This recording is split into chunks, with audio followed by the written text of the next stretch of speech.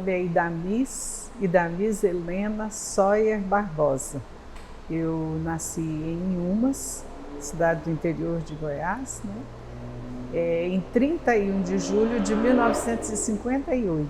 31 de julho? Julho.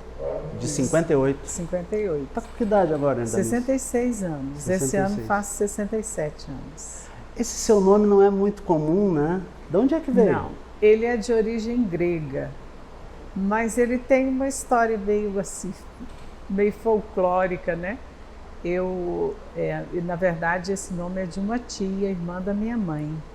E meu avô assistindo a um filme, cinema mudo, na praça, e os protagonistas do filme, o casal protagonista era Petrônio e Idamis. Então, minha avó já esperava a minha tia, e ele disse, se for homem, será Petrônio, se for mulher, será Idamis. E então é essa a história, mas é de origem grega. Inspiração cinematográfica. Isso. E aí minha mãe, querendo homenagear a irmã, né, colocou o nome de Idamis, só que Idamis Helena, né, mas tem costume mesmo é Idamis, ser chamada por Idamis. Fala um pouquinho dos seus pais, como é que era o nome deles, o que eles faziam, como é que foi o teu contexto familiar, assim, irmãos, quantos irmãos, tem irmãos? Sim, tem. Então, são dois nomes também diferentes, né? Genesi e Fulgêncio. Meu pai era Fulgêncio. E naquele tempo, minha mãe, dona de casa, né? Meu pai chegou, para a época, chegou até estudar mais um pouquinho, fez ali o que era ginásio na época, mas sempre trabalhando na terra, né? Plantavam ali por Inhumas mesmo. A gente tinha ali um sítio e meu pai, isso já na minha época, porque nós somos 6 irmãos e eu sou caçula, né? E meu pai trabalhava ali e minha mãe, né, com os filhos em casa. Éramos 6 irmãos e por sinal tem um fato desagradável, porque no ano passado 2 se foram, né? O mais velho e o mais novo dos homens. Nós éramos 3 homens e 3 mulheres. E assim, naquele contexto de uma família muito unida, sabe? Eu tenho, assim, me emociono até de falar disso. Nós conseguimos, nesse tempo ainda somos muito unidos. E com nossos filhos, hoje todos têm filhos, netos, e a gente tem um convívio muito bom. Inclusive, um desses irmãos, no ano passado, teve muito doente e a união da nossa família foi uma coisa fantástica em torno dele, sabe? De todo o aparato de medicação, de cuidado, de amor, de muito amor. Então, de onde tu acha que deriva essa união, assim? Foi o ensinamento dos pais, avós? Olha, nós todos, a gente é unânime em dizer que foi da minha mãe. Ela sempre batalhou pela união da nossa família, sempre. Ela deixou esse ensinamento, esse legado mesmo.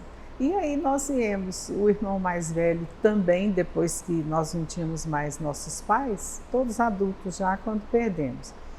Mas esse irmão mais velho também fez questão de preservar isso, né? Conservar isso, estimular isso.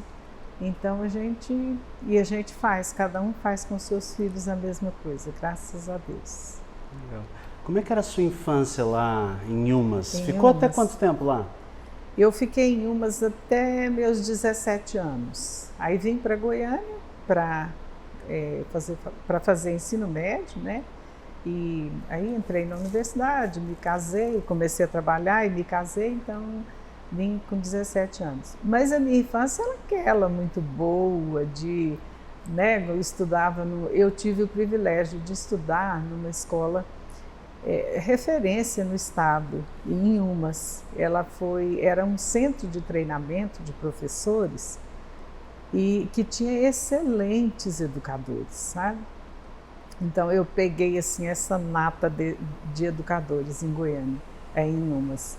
E a minha infância de brincar mesmo com as coisas que a gente tinha ali, um fogãozinho que se fazia cozinhadinho, brincar de bola na rua, queimada, essas coisas. Enfim, era isso. Uma caçula, né, de 6 filhos, 6 irmãos. O mais velho era 20 anos mais velho que eu. Então eu fui assim, não podia muita coisa não, era muita gente para vigiar, muita gente para cuidar, né? Então mas era uma infância, foi uma infância muito boa, de muito amor, muito boa mesmo. Damis, eu faço uma pergunta, essa daqui é a 53ª entrevista que eu estou fazendo para esse projeto. Eu sempre faço essa pergunta meio que pelo início da entrevista, que é: qual a imagem que tu tens de ti, a primeira imagem, a lembrança mais remota de ti mesmo? Às vezes ela é induzida por uma foto, por um fato, ou uma descrição de um cenário, né? Não sei se em que contexto tu pode te imaginar, assim, se ao eu te fazer essa pergunta, para onde que tu é levado? Olha, é para minha família mesmo. Eu sou assim, apaixonada por ela, sabe? Pela minha família de irmãos, essa a minha família de origem mesmo, e depois pela família que eu constituí, né? Então, a imagem que me vem é isso. Eu junto com meus irmãos, nós somos muito alegres, a gente é muito festeiro, sabe? Eu com irmãos, com sobrinhos, com os filhos, hoje com os netos, nora, genro. Então é só isso, é o que me vem. E como é que eram as festas? Tipo aos finais de semana, em datas específicas? A gente celebra tudo, né? A gente celebra muito os aniversários natalícios, a gente celebra muito o Natal, nós somos católicos na maioria e a gente valoriza muito as reuniões de Natal e somos assim. E aí a gente canta, a gente dança, a gente é muito, todos gostam muito. E isso de estar junto, né? Bastante. Como é que era a casa de vocês lá em Yumas? Tiveram muitas mudanças? Moraram numa casa específica por muito tempo? Não, sempre na mesma casa. Que cor era Eu ela? nasci nessa casa, ela era uma casa clara, assim, um offzinho, um begezinho. Madeira, né? Construção? Não, ela era casa de alvenaria mesmo, alvenaria, não muita madeira, né? Eu já peguei, porque meus pais moraram na fazenda da minha avó, depois moraram lá na chácara, nesse sítiozinho que a gente tinha lá, mas eu já nasci nessa casa, então eu não vivi essa fase anterior, né? E eu nasci nessa casa. Então, assim, eu sempre falo isso, era uma casa confortável, mas era a casa da época, onde a gente era 3 quartos, né? O quarto dos pais, o quarto das meninas e o quarto dos meninos, né? Um banheiro só, era a realidade da época, né? Mas fechou, porque eram 3 homens e 3 mulheres? Isso.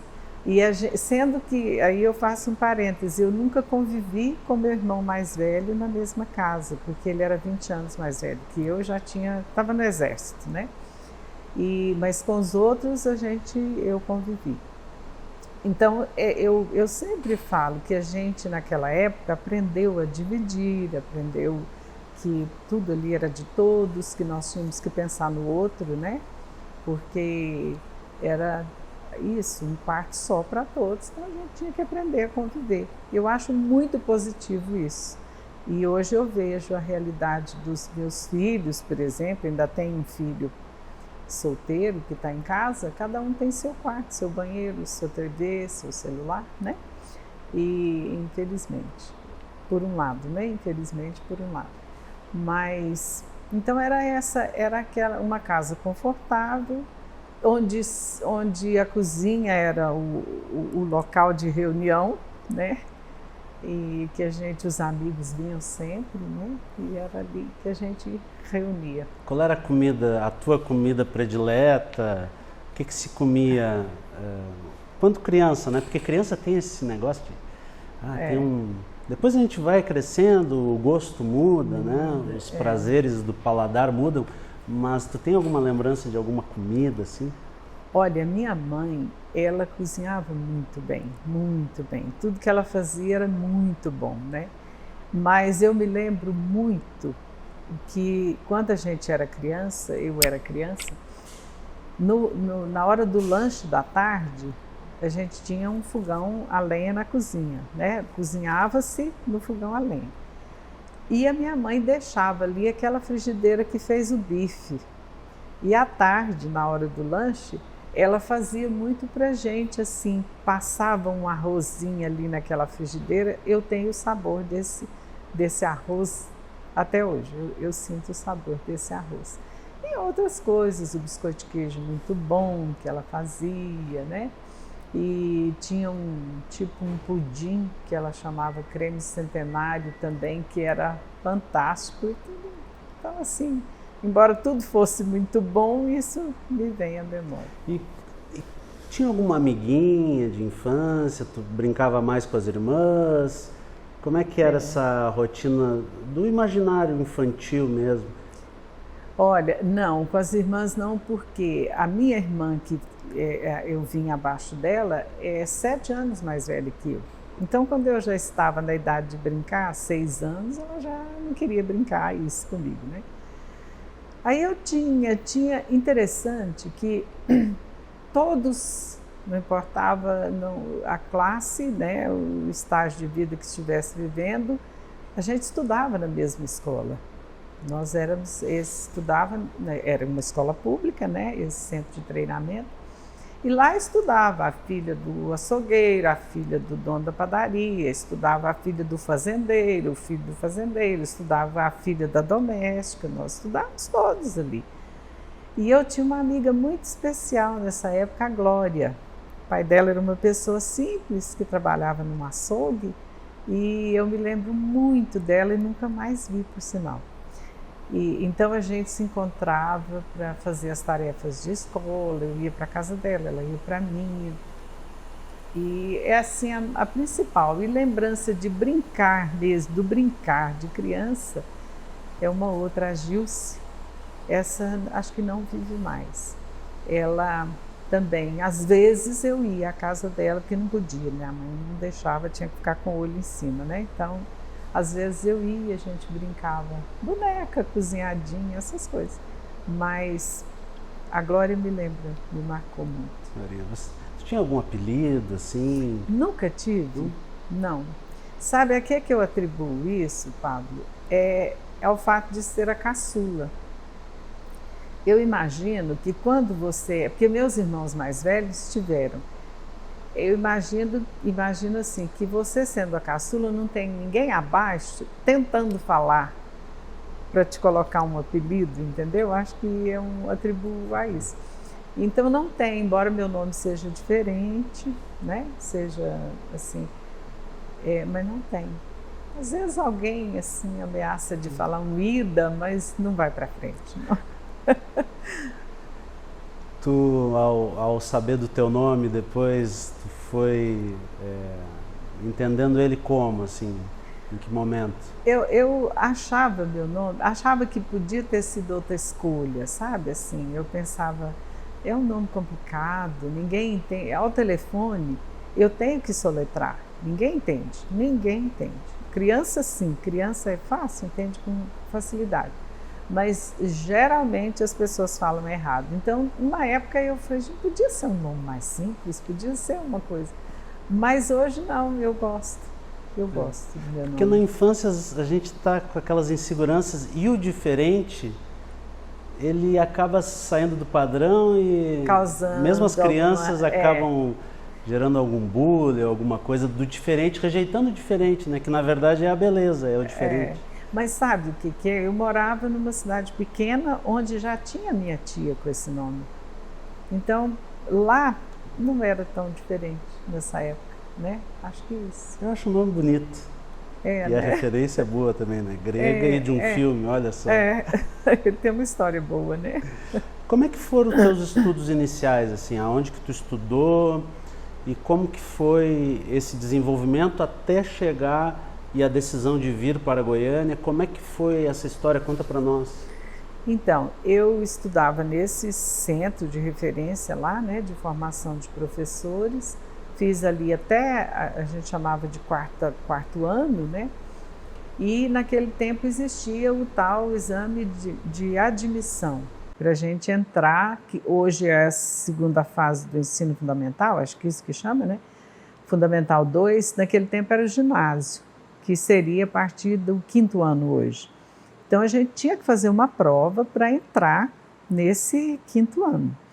E eu fiz, e aí pela primeira vez eu fui estudar num colégio particular, que até então eu estudava numa escola pública.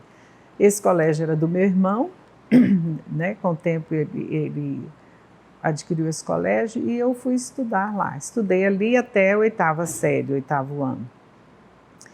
E depois voltei para a escola pública, um colégio de ensino médio lá em Umas, Colégio Estadual Manuel Vila Verde. E quando eu estava no 2º ano do ensino médio, foi instituído o ensino profissionalizante, que até então não tinha. E o meu colégio, olha aqui as dúvidas, né, da idade. O meu colégio seria, o ensino médio seria para administração, o curso de administração.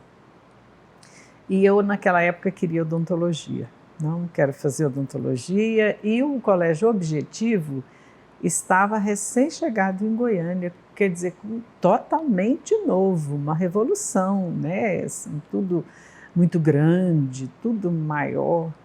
E aí eu quero ir para Goiânia para estudar nesse colégio, para me preparar para o curso de odontologia.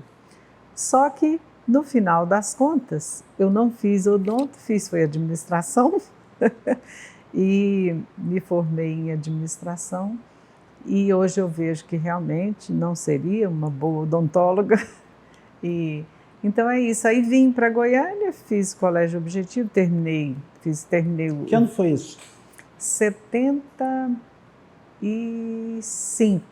1975. Porque eu entrei na universidade em 1977.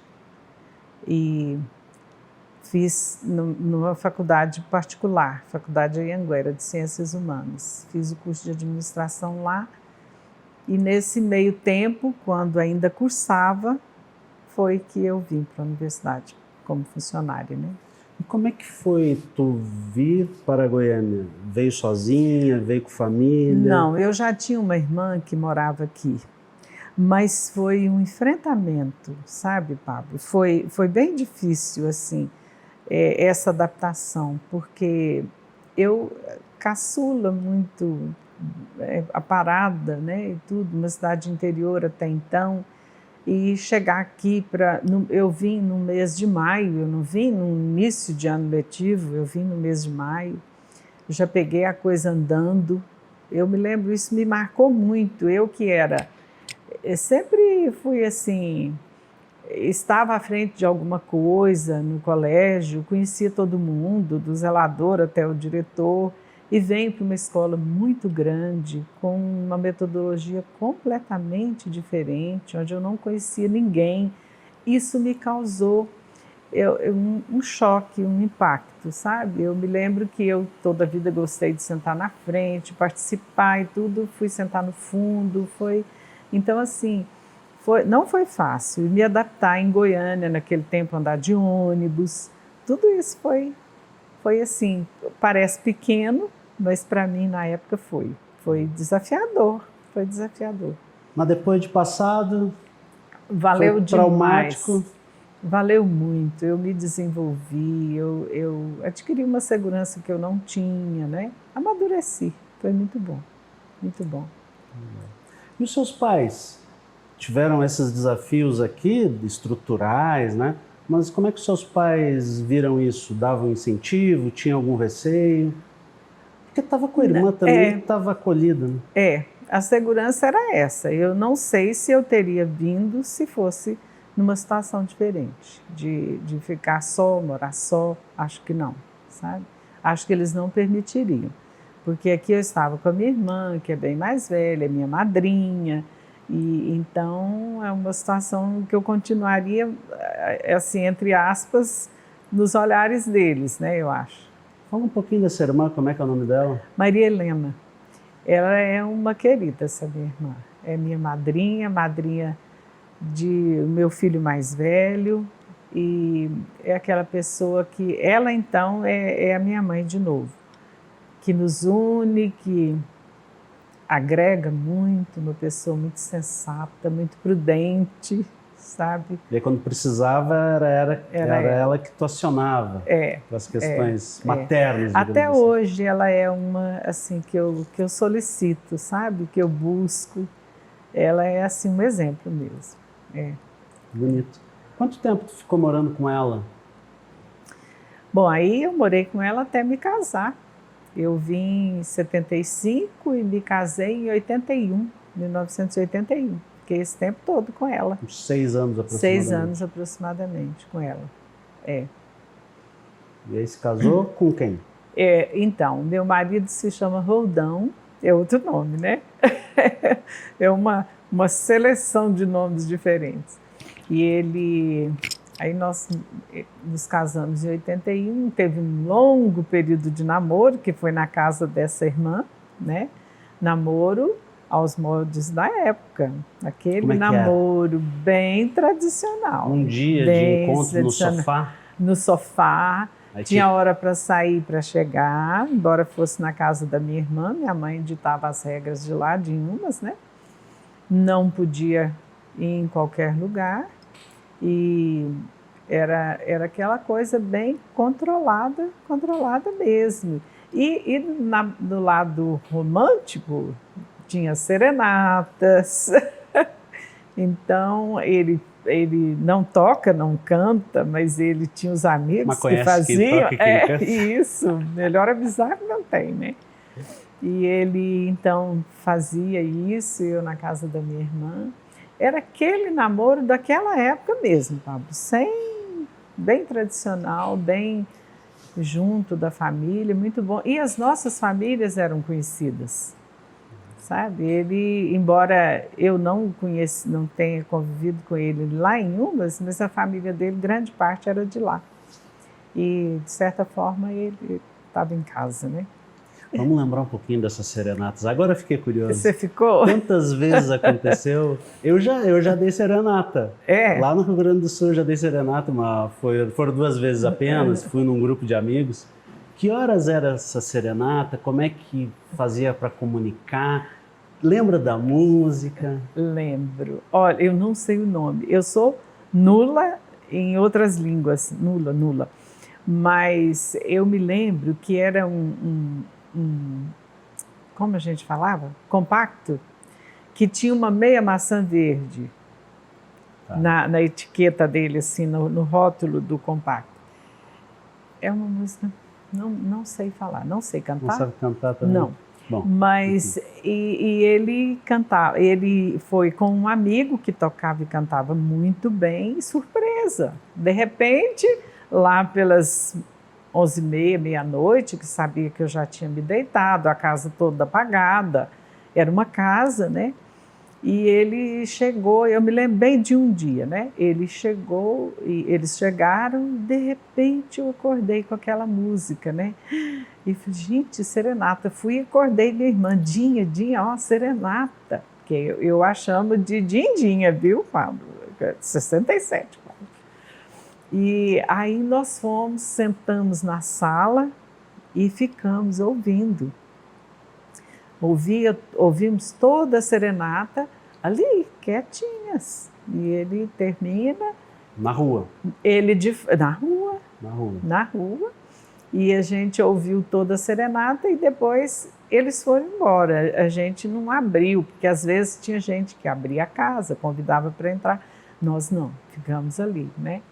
E essa eu me lembro muito bem, foi muito bom. Marcou mesmo.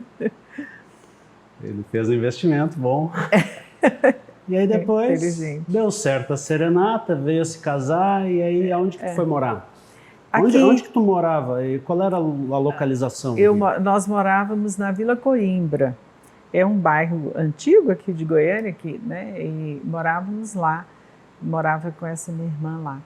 E depois me casei e continuamos morando aqui. A gente foi morar ali perto da pecuária. Tínhamos um apartamento lá. Lá nós tivemos nossos 3 filhos. E depois nos mudamos para onde a gente mora hoje, que é no setor aeroporto. Que nomes são os seus filhos? Jorge Augusto. Eu gosto muito de Augusto. Eu tenho assim, me remete a anjos, a bendito, qualquer coisa assim. Então é Jorge Augusto, Marina e Marcelo Augusto. São os 3. 2 nome composto. E a Marina sem, só. Não composto. Ela é no meio dos 2. E sei que nós nos casamos em 1981. Já vamos fazer agora 44 anos de casado. Ano que eu nasci, 81. Né? Por aí. Vamos fazer uma festa juntos? Meu filho mais velho tem 41 anos. 40... Não, eu vou fazer 44. De casado. E ele tem 41. 41. Naquele tempo não podia dar errado essa conta. Tá certo. E aí como é que foi? Porque tu teve essa fase, né, de vir para cá, de fazer administração. Onde que tu cursou administração? Na faculdade em Anguera, de Ciências Humanas. Tinha ali naqueles estudos alguma predisposição para uma área específica? Porque administração, todas as áreas precisam de administração, né? Tu lembra assim se tu tinha alguma predileção, um estudo maior? Eu sempre gostei mais de pessoas, dessa parte, dessa área de pessoas mesmo, de relações humanas, pessoas, né? E aí vim para a universidade, foi que já fui trabalhar justamente com isso. Então, deu certo. Quando é que tu ingressa na UFG? Bom, antes da UFG, meu primeiro trabalho foi no SESI, Serviço Social da Indústria, né? Eu trabalhei lá quase 3 anos, entrei em 77 e aí depois 77, 79 vim para a universidade. E lá eu trabalhava no atendimento a público, tipo uma triagem, né? Novinha, né? E vim para a universidade com 20 e poucos anos, me surgiu, naquele tempo não tinha concurso, Pablo, né? Aí foi indicação de um grande amigo e eu vim direto para a faculdade de farmácia, vim para cá. Estranhei muito porque SESI, uma casa diferente, né? Assim, um método de trabalho diferente, aí vim para o serviço público, achei diferente, assim, mas... eu falo que aqui eu tenho uma família até hoje, sabe? Porque eu vim para cá, eu não tinha me casado ainda. Quer dizer, eu me casei aqui, eu terminei meu curso, a faculdade me viu formar, me viu me casar, me viu ter meus filhos e me viu ter parte dos netos também, porque até eu me aposentar, eles ainda participaram disso também. Então foi assim, e eu tenho uma gratidão imensa à universidade, uma gratidão imensa a esse amigo que um dia falou, vai para a universidade, né? Eu acho isso aqui fantástico, Pablo, isso aqui rejuvenesce, essa troca da gente com jovens, eu não sou professora, mas essa convivência, essa troca com o jovem, com o professor, com a pesquisa, com o estudo, isso enriquece demais, é fantástico, né? É fantástico. Eu tenho uma gratidão enorme a isso tudo. A farmácia está fazendo 80 anos agora, em 2025, tu passou mais que a metade. Pois é, olha, aqui. Hoje eu estava falando para as meninas, né, que eu fiquei quase 40 anos aqui na faculdade. E, olha, quase 40 anos, eu tenho 66, não é? Eu vivi a maior parte da minha vida aqui dentro. E eu vi os que hoje são professores já não tão jovens, eles fizeram a graduação quando eu trabalhava aqui, entendeu? Então eles fizeram professor Edenilson, professor Luiz Carlos. Quando eu era funcionária aqui, TA, eles vieram, fizeram a graduação, foram embora para fazer os mestrados, doutorado, voltaram para ser professores e eu ainda estava aqui. Então, assim, é uma família, né? Uma convivência muito importante. O professor Luiz Carlos deu o relato dele aqui, dizendo que ele era incendiário. Agora ele está mais para bombeiro e deu risada. Ele tem uma história, Luiz Carlos. A gente se lembra muito, eu me lembro direitinho dele aqui como aluno. Fantástico. Ele, Edenilson, né? Com essa tua trajetória, essa tua experiência profissional dentro da UFG, que tu estranhou lá no início e que agora tu tens um relato que dá conta de um lugar muito interessante, tem um perfil para trabalhar na administração, como técnico administrativo especificamente, né, que é a tua categoria, os TAIs, né? Uhum. E tem algum tipo de perfil que não vai se enquadrar aqui? Na parte técnica mesmo, de laboratórios, não. O meu perfil é para as pessoas mesmo. Eu trabalhei muitos anos com os alunos, diretamente, no atendimento, na coordenação de cursos, né? Eu entrei para a universidade em dezembro de 79. Acho que, não sei se um ano depois, 2 anos, eu já assumi a coordenação administrativa da Faculdade de Farmácia, que é essencialmente lidar com pessoas, né? E resolver questões relativas a pessoas. Naquele tempo a gente fazia tudo, a secretaria administrativa fazia tudo,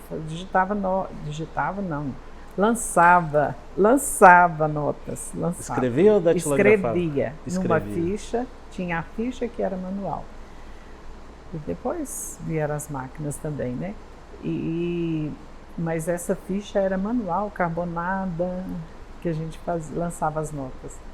Mas, então eu trabalhei 10 anos na faculdade, aí eu convivia com tudo relativo à gestão. Uma torneira vazando, um professor que não veio, a aula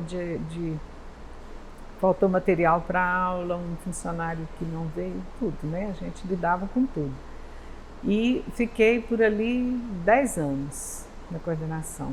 Depois fui para a coordenação de cursos, na época eu fui trabalhar com a professora Eula, se não me engano, Clévia.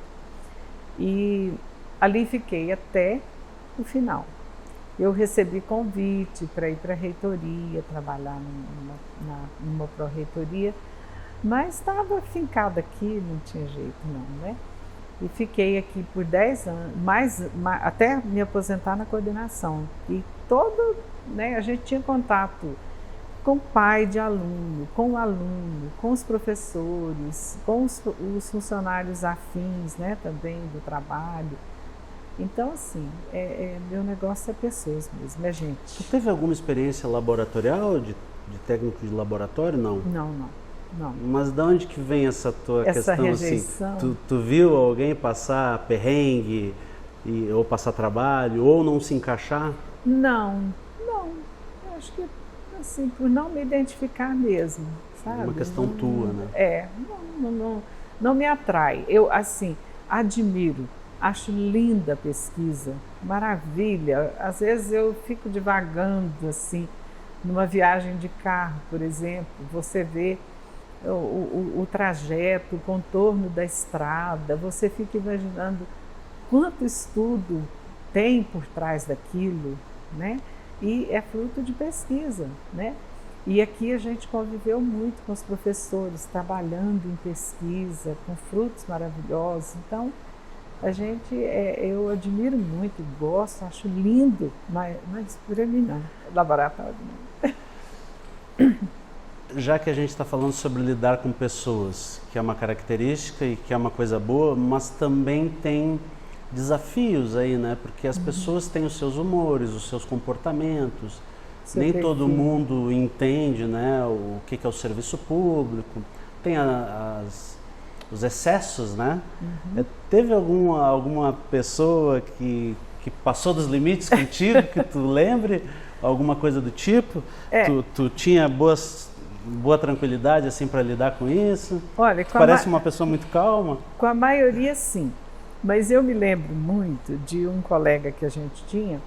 Ele era doente, coitado. Ele tinha uma dependência química, né, alcoólica. E era um senhor já de mais idade. E eu não tive, eu muito mais jovem que ele, no começo quase à frente da coordenação administrativa, né? Eu não tive receio de enfrentá-lo, né? Assim, com o propósito de vê-lo melhorar, né?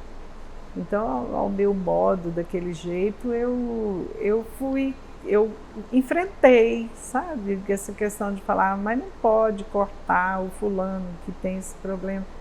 Não, mas ele tem que crescer, nós temos que ajudar. Eu só tive problema com 2 pessoas, que foi esse caso, que não chega nem a ser um problema, eu acho, né? Uma questão de levar-se, de conduzir, né? De condução. E um outro que o perfil dele era do funcionário público, que as pessoas chamam a gente tanto, né? Então foram basicamente... Não gostava de trabalhar? Não queria. Não queria e assim, eu acho que nós temos que ter muita responsabilidade, compromisso com aquilo que fazemos, né? Principalmente quando se trata de prazos que um aluno pode perder, né? E tudo, então a minha preocupação era nesse sentido. E aí mas foi só. Tem, sempre, né? Sempre. Com uma trajetória tão longeva, evidentemente que vai acontecer alguma coisa. Mas, via de regra, no geral, sempre muito legal. Não, graças a Deus, sempre bem tranquilo mesmo, bem tranquilo. Quando tu ingressou, não era nesse prédio aqui? Não, era nesse, mas ali na frente. Onde é o Museu Antropológico? Onde é. Então, fantástico, eu vim trabalhar ali, nós trabalhávamos no 3º andar do prédio e ali nós ficamos muitos anos. Depois nós fomos para aquele prédio onde hoje é a Faculdade de Odontologia, por lá ficamos outro tempo e quando eu me aposentei eu já estava nesse prédio aqui, já tinha vindo para cá. Então, naquele tempo eu entrei, a gente trabalhava o dia todo, né, 8 horas de trabalho, e depois veio uma reformulação e a gente passou a trabalhar meio período, e depois fomos para aquele prédio lá e voltamos, mas sempre na faculdade de farmácia, sempre. Sabe que eu tenho circulado as unidades acadêmicas, e até por trabalhar na reitoria, e acho que tem mais ou menos um padrão estético, assim, mas aqui eu acho tão bonito, tão organizado, tem uma galeria de arte, as coisas são limpas, né? Essa imagem que a gente vê aqui desse auditório, tudo bonito, de onde que deriva isso? Né? Então, esse prédio teve um empenho muito grande da professora Eula. Acho que eu não estou sendo injusta com mais ninguém, não.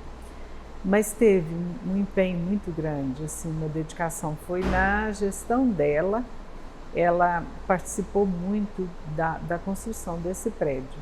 Tá? E ela é uma pessoa muito dedicada, né, professora Eula? E acho que tem um bom dedinho dela. Esse capricho. Esse capricho, muito caprichosa, muito dedicada, muito criteriosa. Tu tens vindo muito aqui? Como é que tem sido a tua rotina? Quando que tu te aposentou? Eu me aposentei, hoje eu ainda estava aqui tentando me lembrar direitinho, acredita? Acho que foi 2015. Tá fazendo as contas. Eu venho muito pouco, muito pouco. Eu, felizmente, tenho muita atividade lá fora, sabe? Nada assim, não é um trabalho, mas eu me dedico muito à minha igreja e com isso não tem muito tempo, não. Qual é a sua igreja? Eu sou da Igreja Católica. Católica. Hoje nós participamos numa comunidade chamada Comunidade de Confiança, que nós nos reunimos no Colégio Agostiniano, Nossa Senhora de Fátima. Então a gente tem assistência de um padre ele celebra para nós e todos os sacramentos a gente recebe ali, mas eu tive à frente muito tempo, agora estou diminuindo um pouquinho o ritmo, de um movimento de mães que oram, sabe? Nosso movimento chama-se Movimento Mães Mônica. A inspiradora desse movimento, a quem nós nos espelhamos, é Santa Mônica, mãe de Santo Agostinho, né? Que rezou muitos anos pela conversão do filho. Então, nosso lema é Mães de Joelhos, Filhos de Pé. E é um movimento que tem crescido muito no Brasil. Eu estou à frente da associação como secretária, né? E coordenei muitos anos aqui no estado, várias cidades. Acaba que a gente tem muito o que fazer na igreja. E mesmo na época, antes de aposentar, a carreira, ela passou por várias modalidades. Tiveram momentos aí bem críticos, né, em relação a pagamento. Sim. Tu lembra de alguma dessas fases para nos fazer esse relato? E junto a isso eu queria te perguntar se as atividades paralelas que tu tivesse que desempenhar e que tu desempenhou, porque geralmente as pessoas têm, né? Umas não, outras sim. Não, eu me lembro bem assim de determinados governos, né, em que a gente teve muito... A universidade em si foi, não se tinha olhos para a universidade. E nesse contexto, nosso salário, tudo ficou muito prejudicado, muito defasado e tudo. Então eu participei de muitas greves, né, que infelizmente era a mensagem que se lia, né, era a greve, então a gente fazia. Mas assim, nós nunca tivemos um fator que eu acho interessante na universidade, não sei se é uma característica do Serviço Público Federal, parece que a gente não tem aquelas perseguições, aquelas coisas que se tem no estado, no município, que é um ambiente menor, né? E felizmente não tínhamos isso, mas tínhamos muitos fatores que depois, quando eu entrei, para você ter uma ideia, Pablo, como técnica administrativa, a gente era um mero colaborador. Mero assim, você não tinha...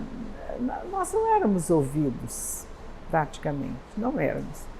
Depois de um certo tempo, nós fomos adquirindo a condição de nos aperfeiçoar, de acesso a cursos, né? a valorização de cursos, porque cursos, se a gente quisesse fazer, faria, mas que fossem valorizados pelo serviço público. E de um certo tempo a gente começou. Então foi a oportunidade que eu tive de fazer a especialização que eu fiz aqui na universidade e depois eu fiz meu mestrado e a gente percebeu que nós não éramos só aqueles, tipo um operário que fazia parte de uma rotina, sabe? Não, a gente começou a ter entendimento e poder manifestar o nosso desejo e interferir nas rotinas de trabalho, sugerir coisas positivas, né? Ou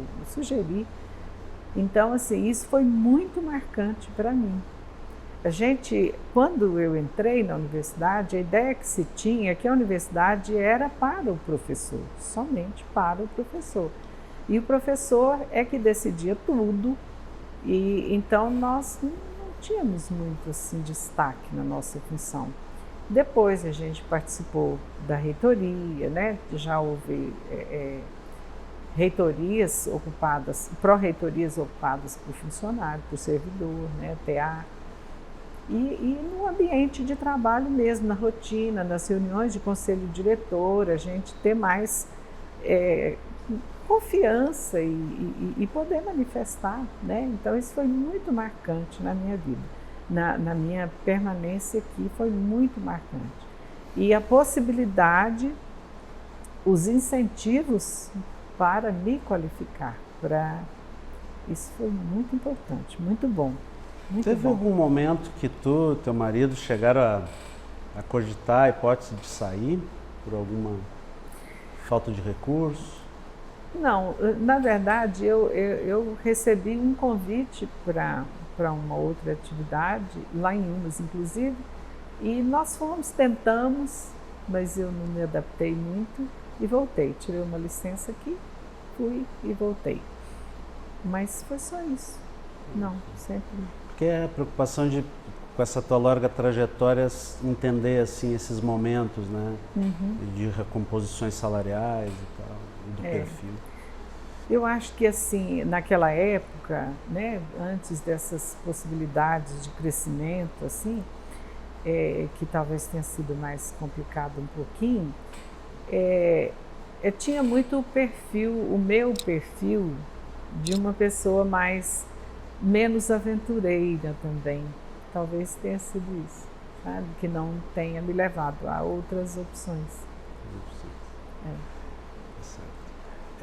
Se a gente pode dividir em ciclos, bom, a própria estruturação da sociedade, né, as classes sociais, hoje tem N classes, mas tem aquela divisão básica, né, de terceira idade, que seria a terceira idade após os 60, isso tem mudado, essa concepção tem mudado para algumas aplicações, mas tem as diversas fases da vida, né? Tu estás há 10 anos aposentada. E eu queria que tu comentasse um pouquinho sobre a aposentadoria, porque, via de regra, esse assunto sempre aparece em todas as entrevistas, porque são pessoas com já uma idade mais avançada, a maioria já se aposentou, e esse assunto ele é controverso, porque ele tem várias opiniões sobre isso. Precisa se preparar para se aposentar? Depois que tu te aposentou, tu seguiu numa rotina específica, mudou a tua rotina? Como é que tu encarou a aposentadoria, se tu puder olhar agora para 10 anos atrás? Olha, eu amei a aposentadoria, amei. Não pelo fato de falar não vou trabalhar mais, não. É muito agradável você poder controlar seu horário, apesar que hoje já é uma característica do mundo atual, né? Mas é muito bom você falar, eu concluí um ciclo. E no meu caso, foi assim, na maior parte do tempo foi muito positivo, graças a Deus. Então, eu concluí com tranquilidade, né? E nunca tive problema com a questão de vou me aposentar, não. Inclusive, eu passei por várias reformas da Previdência. Quando eu entrei na universidade, a previsão era que eu me aposentaria com 48 anos. E depois isso foi mudando, e no final eu já estava com o tempo para aposentar. Não, vou fazer meu mestrado primeiro. Então, assim, muito tranquilo.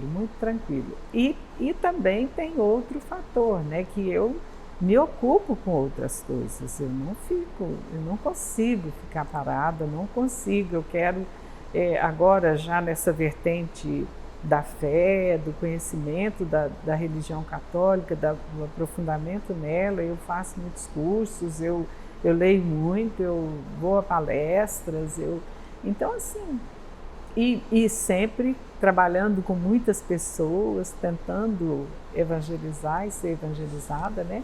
Então, assim, para mim a aposentadoria foi fantástica. Eu tenho um filho que mora fora, eu posso ir lá o dia que eu quiser. Fora assim, mora em São Paulo. Onde é que ele mora? Mora em São Paulo, E posso ir quando eu quiser, ver meus netos. Isso é muito bom, muito bom. Então tu te enquadra naquela pessoa que aceita os parabéns por ter se aposentado? Parabéns. Que tem uma professora. Não pêsames.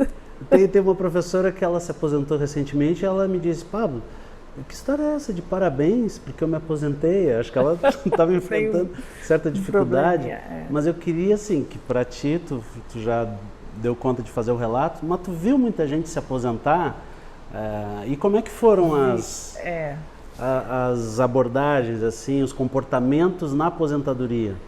Algumas, as mais próximas a mim, colegas aqui, também têm o mesmo ponto de vista meu, mas também não pararam, foram procurar outras coisas, outras atividades, né? Talvez seja isso.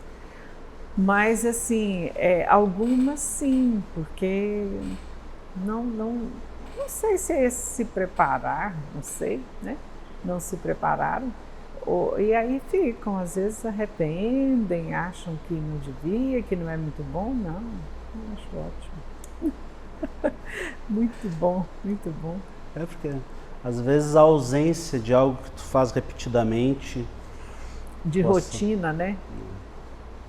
Ou cair numa rotina desagradável, né? Eu acho que eu ainda vou fazer um compêndio aí só desse tema das entrevistas. Uhum. Aí tu vai aparecer lá na pessoa que aceita os parabéns. Isso, vou sim. Amo. Não que eu falo que eu tenho saudade dos meus amigos, tem aqui da universidade, tenho muita gratidão à universidade, né, por tudo que ela proporcionou na minha vida, né? Mas eu acho que chegou um ponto, Pablo, que eu tenho que dar lugar a outro. Olha, eu trabalhava na coordenação de curso com uma colega, uma menina jovem, e o que eu demorava ali 2 horas para fazer, ela fazia em 10 minutos, usando a tecnologia. Ora, não é a vez dela? Claro que é, não é? Eu, no meu tempo, naquelas condições, eu fiz tudo que eu podia, eu fazia bem, graças a Deus, tudo que eu podia. Então chegou a hora dela, né? Ela é isso que eu acho. Eu fiquei curioso em saber, quando tu ingressou aqui, quem é que era o teu chefe direto? Era professor Hilton Paranhos, o diretor. A secretária era Doralice de Camargo Campos, que acho que já não está entre nós mais, acho que não sei. E não tenho contato mais. Professor Hilton Paranhos. Aí depois entrou o professor Sebastião Unes e foi que já me convidou para ser secretária da faculdade na época. E marido da professora Zuleika, que também já foram. E depois passei por professor José Isse, Radif Domingos, Rui Amada, todos esses eu trabalhei na direção com eles. Professor Isse depois foi para a FUNAP. Foi, aí Jamil Isse, que foi para a FUNAP. Não era eles eram dois aqui. irmãos. Ah, eram irmãos. José Isse e Jamil Isse, todos dois farmacêuticos, professores da faculdade, e o professor Jamil foi para a FUNAP. Então um era diretor aqui, outro era diretor outro era da FUNAP. E aí ficaram também até o fim, né? Ficaram. O professor José Isse, inclusive, a filha dele fez farmácia também e depois foi professora da faculdade, acho que sim, e foi para São Paulo. Infelizmente hoje eles não vivem mais, nem ele, nem a esposa, nem a filha, todos já se foram. Uhum. Professor Radif, que eu ia entrevistar ele. Né, Pablo? Pois é. Veio grande a falecer. amigo. Eu estava com a entrevista marcada uma semana antes ele falecer. Nós fomos visitá-lo, ele já estava bem debilitado, né, questão pulmonar. E também foi diretor, trabalhei com ele também. Foi uma jornada boa. Em termos de número de técnicos perante ao número de docentes, quando tu entrou, eram mais técnicos, foi reduzindo? Como é que tu viu essa passagem assim, dos instrumentos, das ferramentas, desses recursos humanos e das ferramentas que foram sendo introduzidas? Uhum. Como é que foi? Esse contingente diminuiu, aumentou? Olha, naquele tempo não.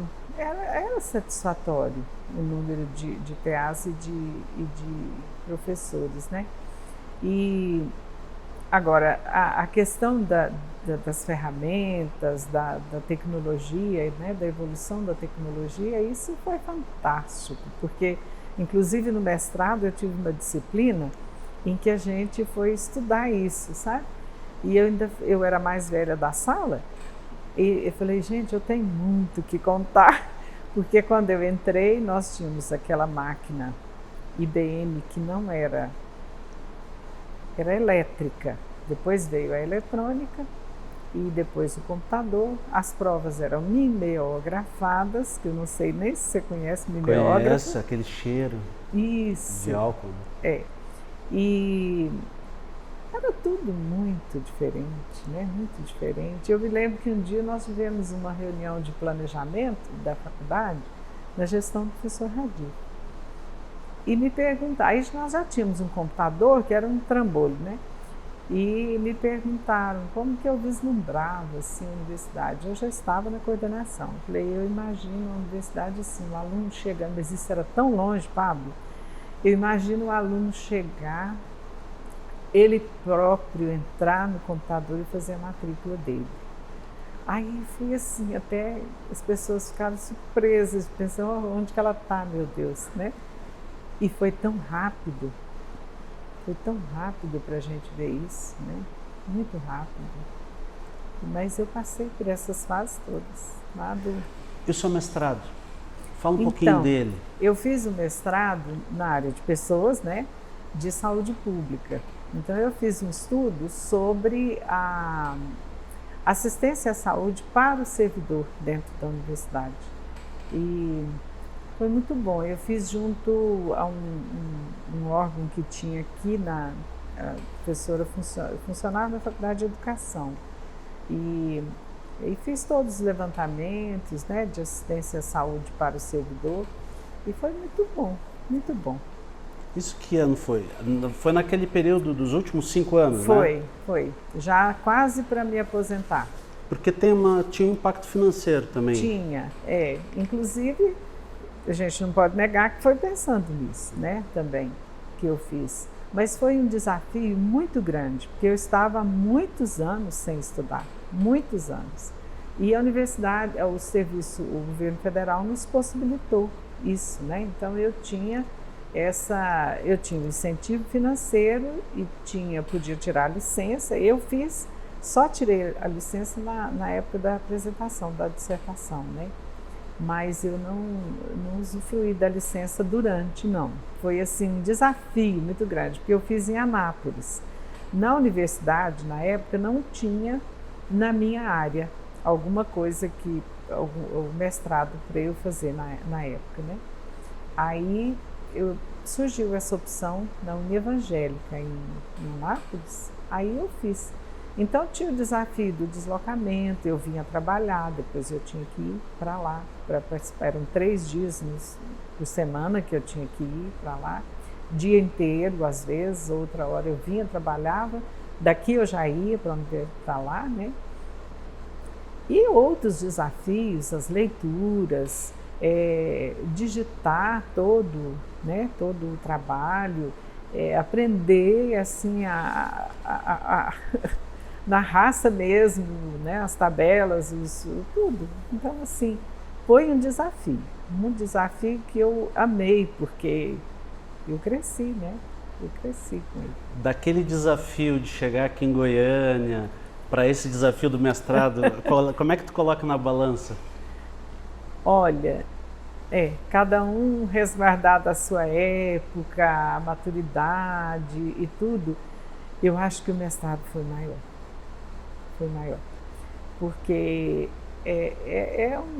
a começar, a sala, eu era a mais velha da sala, tinha muitos jovens que estavam ali com tudo fresquinho, estudando já no ritmo de estudo. As apresentações, né, as leituras, as conclusões, as decepções. Eu me lembro que o primeiro trabalho que eu fiz, quando eu apresentei para a minha orientadora, ela era da UFG. E foi lá no campus para apresentar o primeiro texto que ela me pediu. Ela só fez um X assim nele inteiro, né? Eu vim de lá chorando. E cheguei em casa e debrucei nesse computador e trabalhei, li, trabalhei. E fui e apresentei para ela de novo. Ela falou, tá ótimo. Eu falei, mas você me desafiou, né? Você me desafiou, então eu tinha que mostrar. Então é muito grande. Quando terminou, que eu apresentei, tudo, o professor, meu orientador, falou, vamos para o doutorado? Eu falei, não quero não, obrigada, chega agora. Eu experimentei. Tinha impacto financeiro? Teria, mas não, acho que não é muito grande não. Aí eu falei, olha, professor, eu experimentei que há vida após o mestrado, então vamos ficar nele, porque vamos ficar nessa só. Isso foi muito bom. Bom, a gente vai se encaminhando aqui para o encerramento. Eu tenho sempre 2, 3 perguntas aqui de final, mas eu queria primeiro te perguntar assim, como é que é o sentimento de voltar aqui, né? Eu vi ali, tu estavas no café com alguns colegas ali, conversando, eu te vi tão bem ali no café, quase que não te tiro dali para vir fazer a entrevista. Olha, é muito bom, é muito agradável, a memória, né, a gente divaga, e essa sensação, assim, essa experiência de ser bem recebida, de uma moça que eu nem conheço, né, trabalha aqui agora, ela é você que é Idamis, eu ouço falar de você, eu falei, espero que seja bem, né? E eu também ouço, muito bem. Então, assim, isso não tem preço, né, Paulo? Não tem preço, é muito bom. Eu me sinto em casa. Hoje nós temos um grupo de WhatsApp dos aposentados, e então, assim, eu me sinto em casa, muito feliz, que legal. Muito grata, principalmente. Eu já ouvi falar muito em ti, professor Luiz Carlos, disse, porque é o diretor que faz a lista das entrevistas aqui. Falou, Idamis não pode faltar. Que bom, obrigada. Idamis, 2 perguntinhas finais. A primeira eu faço para todos, a mesma. E aquela pergunta lá atrás vai se encaixar com essa. Sobre a sua infância, sobre a sua primeira imagem que tu tens na lembrança de si própria, se teria um diálogo possível aí. Agora, Idamis, com essa idade que está, teria alguma dica para aquela Idamis criança lá de Inhumas? Tem alguma coisa que poderia ter feito, se tivesse tido a tua palavra para ela? E ao contrário também, o que ela falaria agora para o teu desenvolvimento pessoal, para as tuas atividades? Tem alguma dica que aquela criancinha lá teria para ti agora? Complicado, né? Bom, eu acho que, Fábio, eu acho que ela me agradeceria. Pode ser isso? Parece absurdo, né? Mas eu acho que ela me agradeceria, e agradeceria a vida, agradeceria a Deus por tudo isso que eu tive, por tudo isso que eu passei, por tudo que me foi oferecido e que eu tentei corresponder, sabe? Com aquela base que eu tive lá. Eu tentei corresponder, eu acho, sabe? Eu acho que não é muito dizer, acho que não é exagero, acho que não. É bem honesto mesmo, assim, que eu me esforcei muito para corresponder. Me esforcei muito. Espero que as outras pessoas também tenham, né? Tenham sentido isso. Mas me esforcei muito. E a gratidão que eu tenho aos meus pais por isso.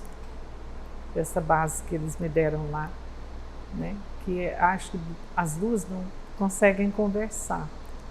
Aquela Idamis pequena lá com a de hoje, né? Com a bagagem de hoje. Mas assim, acho que conseguem conversar tranquilamente as duas. Dizem que só passa o tempo, a gente continua do mesmo jeito. Pois é. Ai, que bom. Agora, para encerrar, o que significa a UFG para ti? Ai, a UFG é meu orgulho. Eu tenho orgulho da UFG. Ela representa muito na minha vida. Ela é responsável por muita coisa isso em se tratando de mim, né? Por muitas conquistas, por todas as conquistas materiais e de conhecimento que eu tenho, eu devo à universidade. Agora, a universidade enquanto instituição, eu sou apaixonada por isso aqui, porque o valor da instituição, da universidade para a sociedade, né, Pablo, para o ser humano, para a vida, eu acho que é fantástico. É um lugar que deveria ser extremamente valorizado e respeitado, né? Porque é responsável por tudo que caminha, né, na humanidade. Então, é fantástico. A universidade, eu agradeço, quando eu digo que sou muito grata e repito várias vezes, é porque é um ambiente que, para a gente trabalhar, para a gente viver, para a gente, inclusive como base para a formação da minha família. A questão de formação acadêmica dos meus filhos, a visão que eu tive para educá-los nesse sentido, para conduzi-los nesse sentido, eu devo muito a tudo que eu vi dentro da universidade, né? Meus filhos, todos três concluíram, têm uma graduação, todos três, a do meio por opção, não exerce, mas por opção mesmo, mas é assim, sempre que você a consulta, ela está sempre atualizada e tudo, e hoje eu vejo como eles conduzem os filhos deles, dando sequência a esse raciocínio, a esse pensamento que eu tive e que eu consegui foi aqui dentro, eu passei. Então, é para a vida toda, né? Muito obrigado. Obrigada a você, foi muito bom, você é muito simpático, muito agradável e facilita muito para a gente, porque eu vim pensando, não faço ideia do que vai sair ali. Um bate-papo. Muito bom. Falar do FG que é fácil. Muito bom. Muito obrigada. Muito viu? obrigado.